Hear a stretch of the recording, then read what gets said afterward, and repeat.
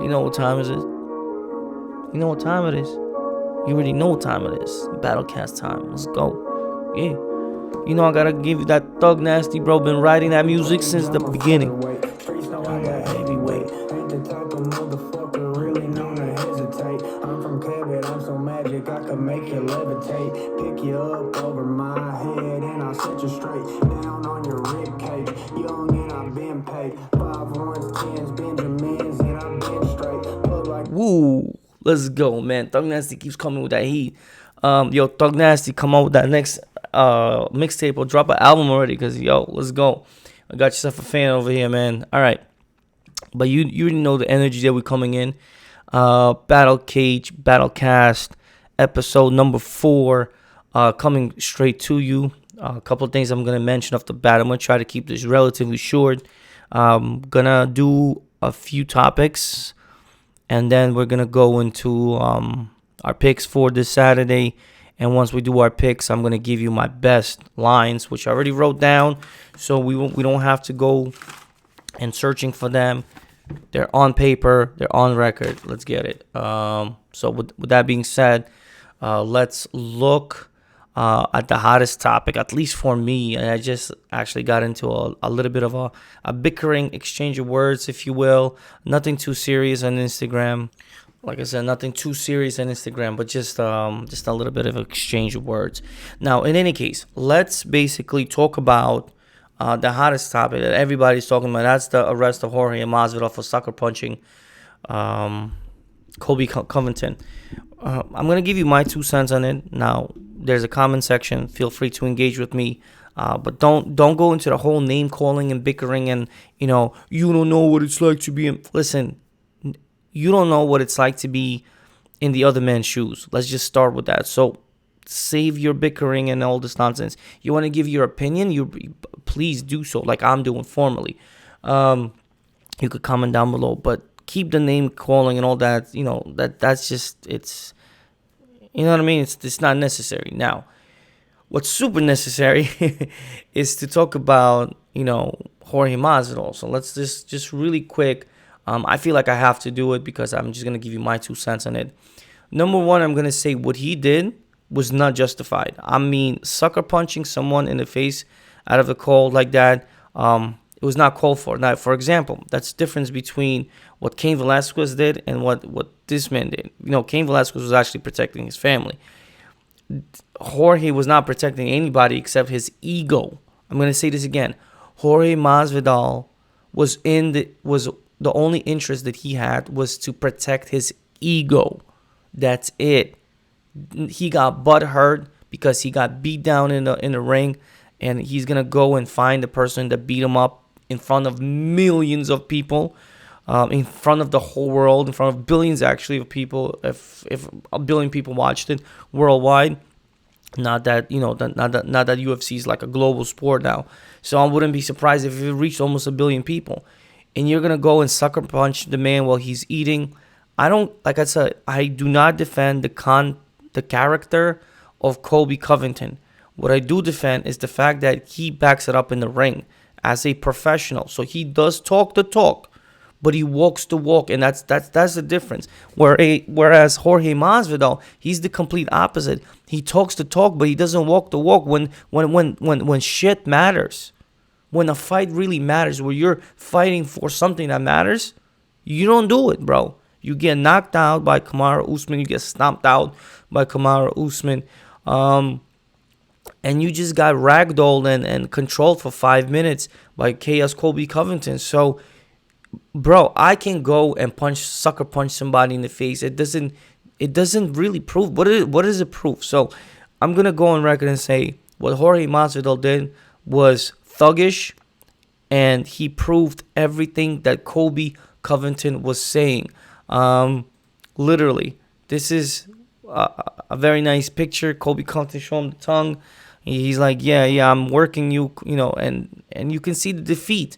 You can see the defeat in Masvidal. This is in the last fight. This is a mugshot, I guess, or a release photo of him, of Masvidal. I mean, he basically proved Colby was right. You're nothing but a street dog. You're nothing but a hoodlum. You're nothing but just a street guy. That's it. You're not a professional fighter, and you're a journeyman. And he basically proved everything. It's like, why feed the system, man? There's gonna be some people backing you now.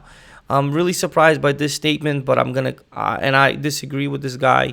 It happens to be Khabib Nurmagomedov. Now, again, he comes from the mountains, so maybe I can see that they're all about that street life, right? They're gonna handle it in the street. But let me read you the statement. This is coming from MMAJunkie.com by way of I guess Khabib Nurmagomedov's official team Twitter page. So hashtag UFC, hashtag family first. If you are stronger than someone inside the octagon, it does not mean you can insult his children. Pause. He never insulted his children. Like I said, I'm a Khabib fan, but somebody needs to tell Khabib and his team, Colby Covington never insulted his children.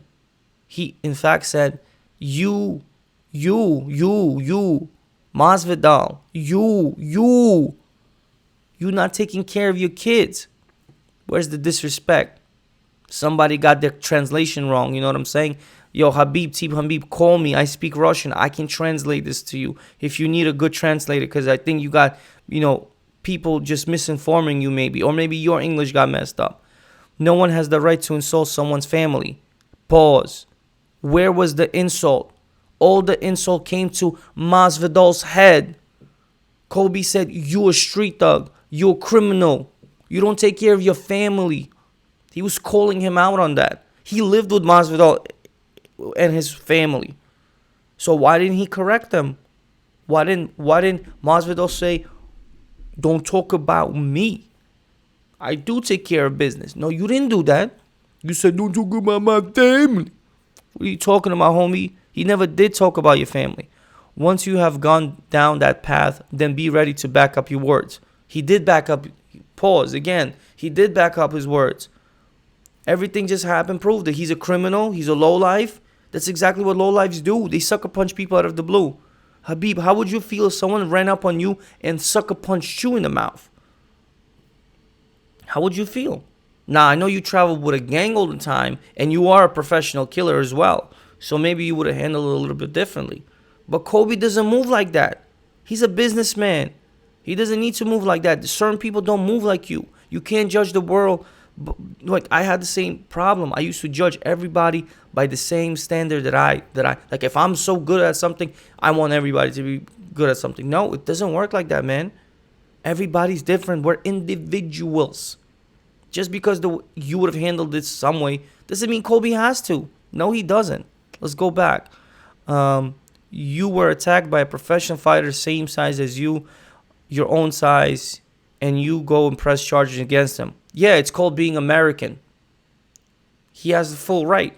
You even said it. When you were during your press conference, you said, hey, you American guy, talking to Tony Ferguson, you don't do street fight. Exactly, homie, bro. There's a cultural difference. Don't judge everybody by your own standards, Habib. And I love Habib. Like, I'm going to be totally honest, but I think he's wrong here. I think he's out of line a little bit. And I got to check it. I got to really put this out there. I think all welterweights should refuse to fight Colby. So now you're going to attack his purse? You're going to attack his well-being? His like, come on now. What if people said, let's not fight Habib? Let's boycott Habib. Why don't we all boycott all Habib's boys? What if, let's not fight Islam Makhachev? Forget that. Refuse to fight Islam Makhachev. He'll never be a champion. You know what I'm saying? There's a line, and I think you're just kind of getting a little bit, like, again, maybe there's a translation barrier. Habib team, holla at me. I speak perfect Russian. I may not read all right, but I speak fluent Russian, and I can translate to you the dynamics over here, and you kind of getting things out of context here. Let him sit out without a fight. It will probably significantly affect him. Obviously, I just said you're attacking his well-being now, and all fighters who even think of insulting families, who is provoking fighters to look for someone in restaurants to deal with him. Bro, no one was provoked. The man was called out on his own bullshit. Think about this, Habib, and think about for all of you, okay? Nerds and virgins, like Colby says. Again, I'm not a Colby Covington character fan. I'm a Colby Covington fighter fan. What he does in the ring is superb. He's the second welterweight in the division as of right now. However, we do have the dark horse. We have Khamzat Chimaev, who's about to fight number 3, Gilbert Burns. And we're about to find out if there's a change of system, because everybody knows Khamzat is the real deal. But listen to me, Habib. Listen to this. He called Colby Covington called out MASVIDAL. He looked straight in his face and said, you never talked about his kids, never talked about anything. He was sitting with his wife. Why would another man's wife sit with another man? What does that tell you about? Now, you know what I'm trying to say? His kids are around Colby Covington. He's never insulted them. He never disrespected them. Translation, something's out of whack. So he never said your kids are blah, blah, blah. Your wife is blah, blah. No, he praised his wife. He loves those kids, at least from what I gather. So come on, man. He called MASVIDAL not paying child support, not handling business like a man. So attacking someone on the street, sucker punching him, that's not a man. He didn't say, come fight me. He didn't came up to him and said, let's handle this on the street. He didn't call them out. He sucker punched him. Sucker punched him. Now, you know, we may say that Colby was a sucker for getting sucker punched, but I'm telling you right now, anyone could get run up on like that. He wasn't expecting. He was having a good time, having dinner. He was eating good. Why was he eating good? Well, this is why. There was a video here. Let me see if I can reload it. This is from ESPN. I don't want. So I'm gonna give credit where credit due. So this video is from ESPN. It's a little 1-minute video. If you go on the website, so YouTube, don't take me down. Let me see. I do want to see this one. It's like a little 1-minute recap, so you can see what happened. But if you didn't see, you know, Colby Covington won by unanimous decision in the ring. MASVIDAL, you wanted to punch somebody, you punch him in the ring. Here, you don't deliver, man. And just for that, like I said, I don't have respect for the likes like, you know, MASVIDAL. You don't. I don't think that's not professional. You're a professional UFC fighter, man. You want to be a thug? Well, you could be a thug, but man, you gotta represent the brand too. And I don't think it looks good. I mean, look what happened to Conor McGregor. As soon as you started all this thuggish ways attacking, you know, the boss with Khabib in there. I mean, you can see. I mean, I'm not comparing, but it's like there's just a line, and I think MASVIDAL kind of crossed it. Now again, I understand he was frustrated, and I think it just made him look weak because he's hopeless. He can't do anything else. What else are you gonna do? You can't beat him in a fight. You can't beat no top 7. You're nobody anymore. You don't belong in the welterweight division in the UFC. You're gone. You lost 3 straight. You're one win, technically one win, like just because of your star power. You're one loss away from being cut, bro. Because you're irrelevant. You know what I'm saying? Like, you really gotta understand that. And I know I may be too harsh on MASVIDAL, and I think if he sees me, he's gonna sucker punch me. But I'm not the only one. There's a lot of, you know, criticism. I think Daniel Cormier criticized him. So you ain't punching Daniel Cormier in the face. I'll tell you that much. He'll ragdoll your ass. So, you know, if you wanted to handle business, you should have done it in the ring. You should have punched him more. But you can defend takedowns. You have pretty weak wrestling skills. And that's pretty much all I got to say about this topic. I think you were out of line, MASVIDAL. And again, for my viewers, if you guys disagree, please comment down below and let me know. So that kind of concludes my rant on Colby Covington. This is part 1. I had to kind of get that out there. And that's just how I feel about it. And if you disagree with me, I really don't care. I'm just going to go on. I really don't care. This is my opinion. Everybody's entitled to their opinion. And please, you know, comment down below should you disagree with me. But again, he did not talk about his kids. This is all fact checked. You know what I'm saying? He never insulted his kids. He never insulted his family. He insulted MASVIDAL. And you had your chance, MASVIDAL, and you blew it. You didn't do what a man does. According to, again, I don't know whether you do take care of business or not, but where's the rumors coming from? You know what I mean? Your own wife is like playing you. She's sitting next to Colby. Come on, bro. Like, it's just you take a L, bro. And Colby, press charges to the full extent of the law. Let him learn that you don't do that. Especially in America, you don't do that. There's consequences for your actions. Now, if they both were street, you handle it in the street. But they're public figures. You know what I'm saying? There's cameras watching. So there's just it's a business at the end of the day. So business is handled a bit different than the streets. Keep that, separate. All right. So part 2 of my battle cast. Now, if you watched it all the way to now, make sure you like and subscribe. That's gonna help me along the way. But I had to go on this topic, and I really had to clear some air. So with that being said, let's go back to the money, because that's what we really care about at the end of the day. Let's talk about the money. Now, my picks are going to be straight over FanDuel. You're going to notice a little bit of money here, not a lot, but your boy hit a 2-legger. I took live Houston money line, and I took Duke money line. And because Zags killed every parlay. I had a half a unit parlay. They killed, Bulls killed. Everybody kind of let me down. So I went to the original formula. Had to cash out real quick. Here's Duke, Houston. And I didn't even wait to the end. I just cashed the hell out.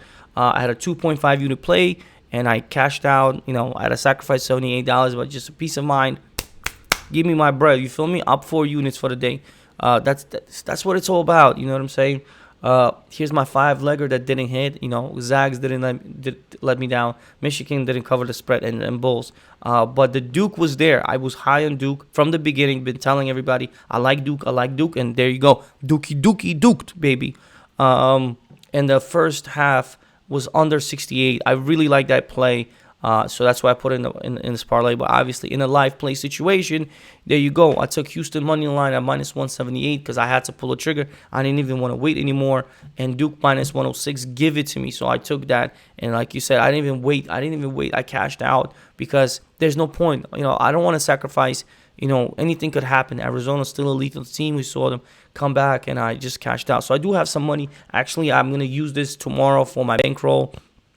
And yeah, it's like, you know what I mean? It's good. It's not my money I'm playing with. I'm playing with house money. So with that being said, let's go into my picks. I'm going to put this timestamp in the video at 18 minutes and 36 seconds. I'm going to write this down right now so I don't forget. 18 minutes, 36 seconds is where the picks happen in case you want to skip it. And if you're writing this whole way, I appreciate 18 minutes and 36.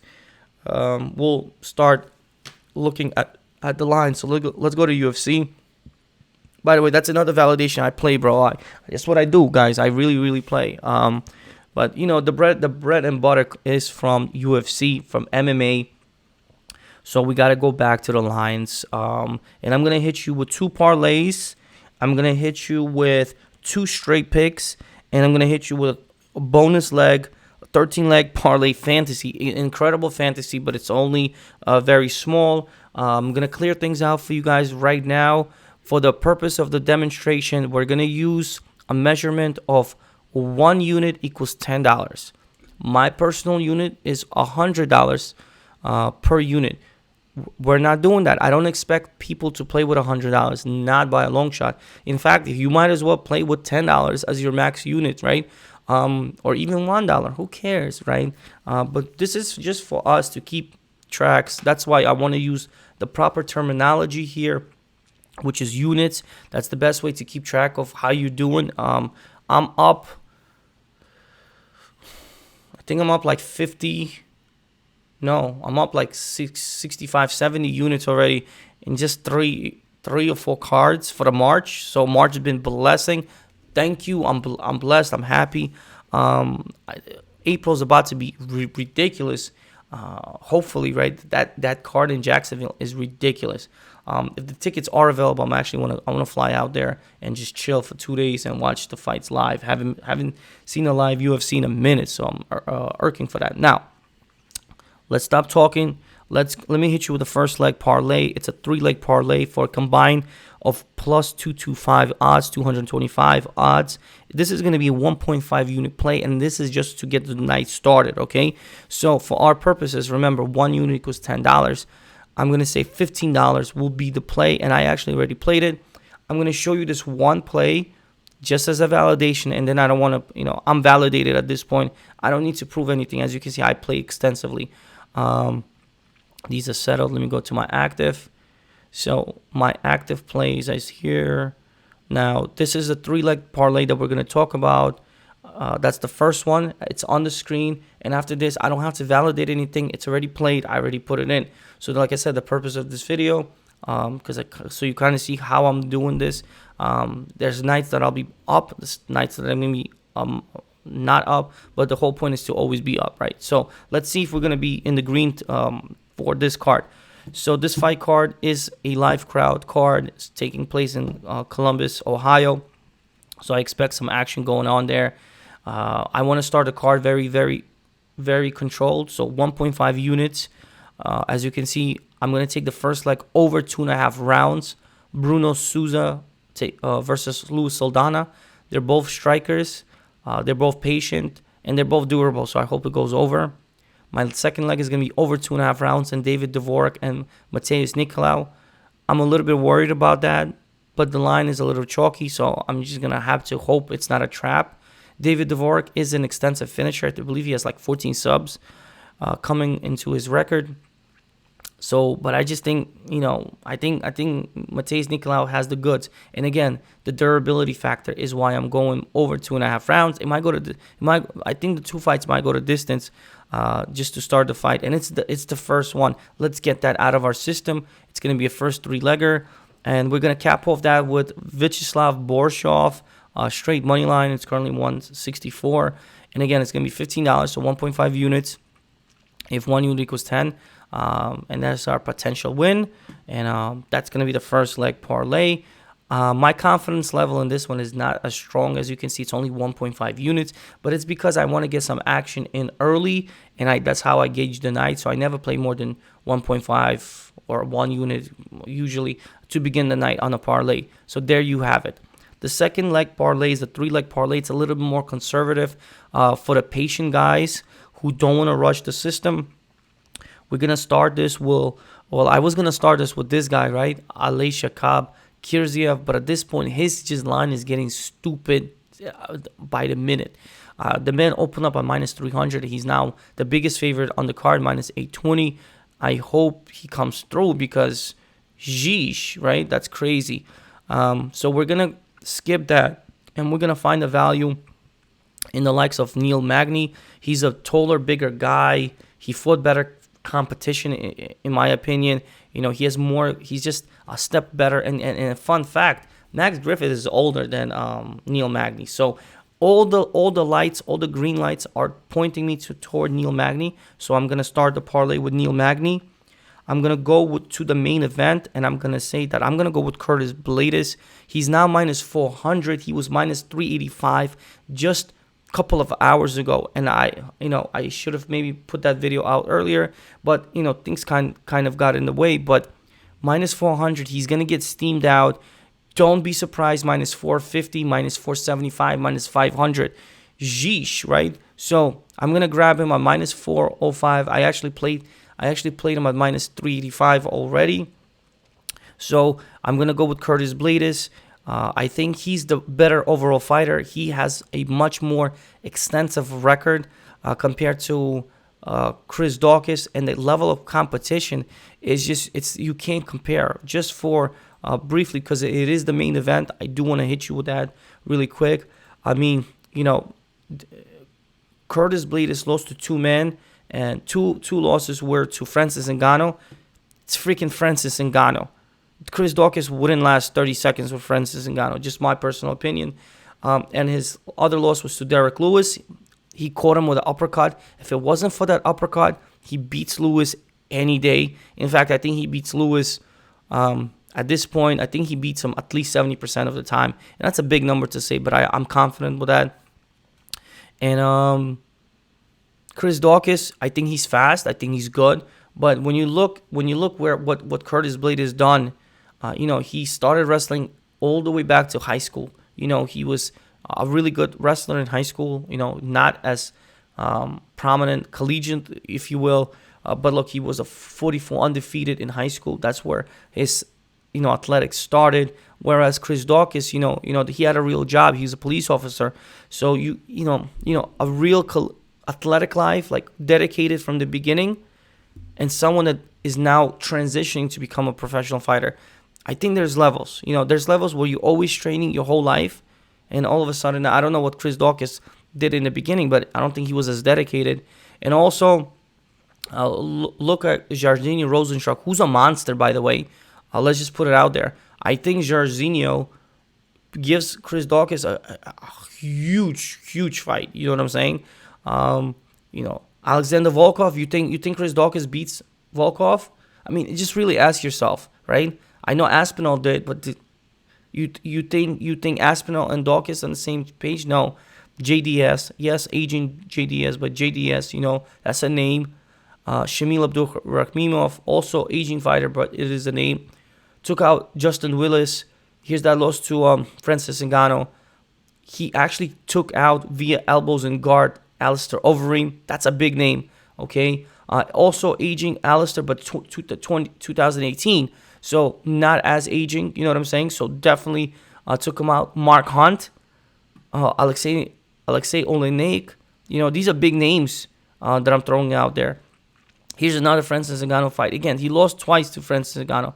But he's been there. He's been tested. He's battle tested. His amateur record is clean. His wrestling is superb. He has the power. I just think he's more disciplined too. He's very, very disciplined compared to Chris Daukaus. No shades really thrown at Chris Daukaus. I think he's a threat in the division. He came up really, really fast. I think that may have been the problem for Chris Daukaus. I think he got pushed too fast. I don't think he should have fought Derek Lewis. I think that was a very bad matchup for him. He had no power. You can see him taking out Shamil Abdurakhimov. Also, Alexei Olenek, a much older, aging fighters at this point. Rodrigo Nascimento, good fighters. Parker Porter is trash, although he's been kind of taking out the trash himself. You know what I'm saying? So, yeah, I think he got pushed too fast. I think he should have maybe taken another 1 or 2 fights before fighting someone like Derek Lewis, really dedicating his full potential to training, but he got kind of tossed in. So with that being said, I'm going to be backing Curtis Blaydes. Fingers crossed. I hope he wins. And I got him in a huge monster 50-unit parlay that's going right now.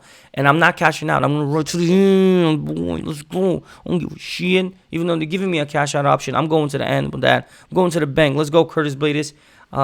Take me home. So that kind of, I had to give you a little bit of breakdown on that.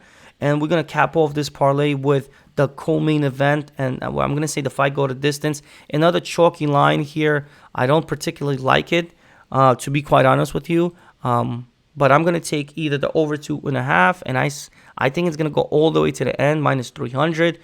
The reason is I think just stylistically, both girls kind of like to stand. If any takedowns, I kind of edge Wood. But Wood is like not a major ground and pound kind of girl. Excuse me. And I don't think she possesses like high-level BJJ to really pose a threat to a finish. I think it's both girls, like I said, they're tough, they're durable. I do think Alexa Grasso wins the fight, believe it or not. But I'm not taking Joan out of the fight, and just for that, I'm gonna say let the fight go to distance.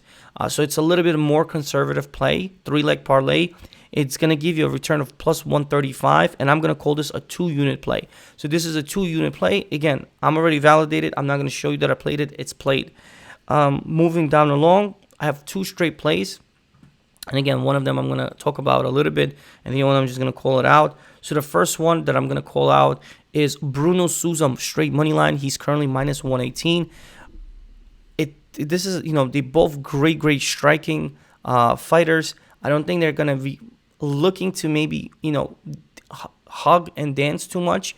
If anything, maybe Bruno Souza is going to implement a little bit of cage control, a little bit of pushing against the cage, maybe some takedowns. If anything, Luis Saldana really wants to stand and bank. He's a tough guy. I love both of these guys. Again, that's why I kind of have the over in the first parlay. But I'm going to hedge Bruno Souza just a little bit more.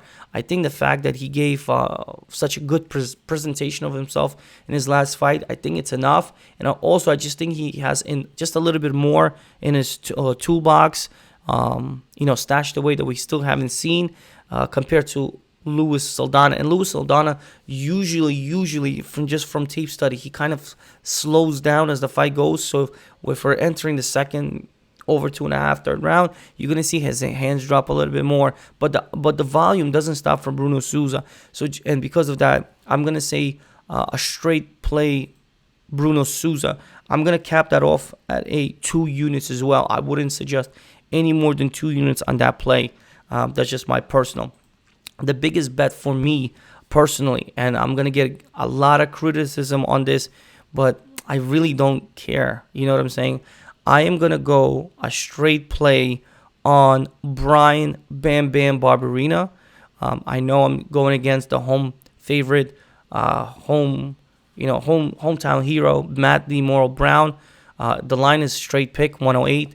I think both men are just tough as nails. Expect to see bloodshed, expect to see blood, expect to see heavy blows. Haymakers, you know what I'm saying, elbows, ground and pounds, just you name it. It's going to be a greasy fight, maybe some clinch control, whatever. But I think we're going to see some blood.